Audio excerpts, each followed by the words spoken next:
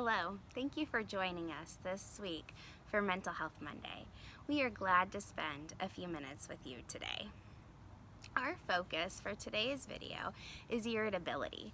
Irritability can include a range of emotions, including anger, frustration, fear, and confusion, often over seemingly small matters. There can be many triggers leading to frustration, including this increased time at home. You may have found yourself thin on patience or more irritable than before. Because we most often take our frustration out on the people closest to us, you might have noticed yourself getting upset with your family, friends, or even your pets. Irritability and anger are normal human emotions, although when they get out of control, they can lead to some problems. Today we want to discuss ways to manage feelings of irritability to help you gain a sense of control. If irritability, frustration, and anger is rising in you, that's a good clue that it's time to pause, take a break, and take care of yourself. The first thing we want to do in the pause is to focus on our breath.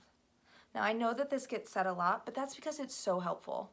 Whenever strong feelings come up, we often get emotionally hijacked by them. And the best way to bring us back into control is to take in deep breaths until we find ourselves grounded again. Anger is a high energy emotion and therefore requires some high energy coping strategies. Moving our body with some intensity is often one of the best ways to move through these feelings and to release them. Perhaps you go for a run or a hard bike ride. Maybe you put on a challenging workout video or attempt kickboxing.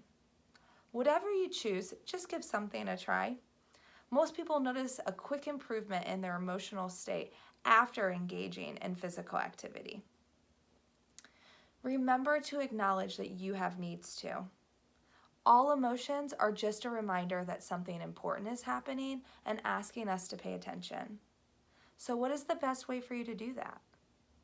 Maybe it's having a vulnerable and honest conversation with a trusted friend, or using a notebook to write down and process what you're going through. Or perhaps it's allowing yourself to cry when you feel like it instead of always trying to keep it together.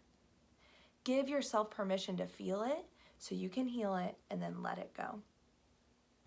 When we are irritable, we can handle situations in either healthy or unhealthy ways. An unhealthy way to handle our anger would be using passive-aggressive strategies instead of choosing to communicate. You may notice yourself being more critical or hostile towards people. This might look like snapping at your partner or kids over seemingly small things. It's helpful to understand that our thoughts, feelings, and behaviors are all connected. When we can alter our thought process, our feelings and behaviors follow closely behind. For example, instead of thinking someone's actions are directly intended to upset us, we can instead assume positive intent, which then allows us not to feel so irritable or behave in an aggressive way. Once you have used some strategies to help you become calmer, it might be helpful to problem solve by adequately discussing the situation or deciding to let it go. Do your best to stay well rested and eat healthy. When you take care of your basic needs, it helps you address the irritable feelings in a healthier, less regrettable way. Despite what you might be thinking, irritability and anger can be helpful emotions. Anger is our body's way of letting us know something is important. Anger is an instinctual emotion, one that helps us focus, act quickly, and can keep us safe. The key to healthy anger is to express it in an appropriate and safe way, allowing yourself to feel it instead of suppressing it. Anger allows us the opportunity to check in and maintain healthy boundaries with work, home, and personal relationships. It can fuel motivation and promote action, driving us to address injustice and find solutions to problems. So allow yourself to experience anger. It's okay, and it might even help you get more aligned with your values. Thanks for taking the time to join us for this week's Mental Health Monday.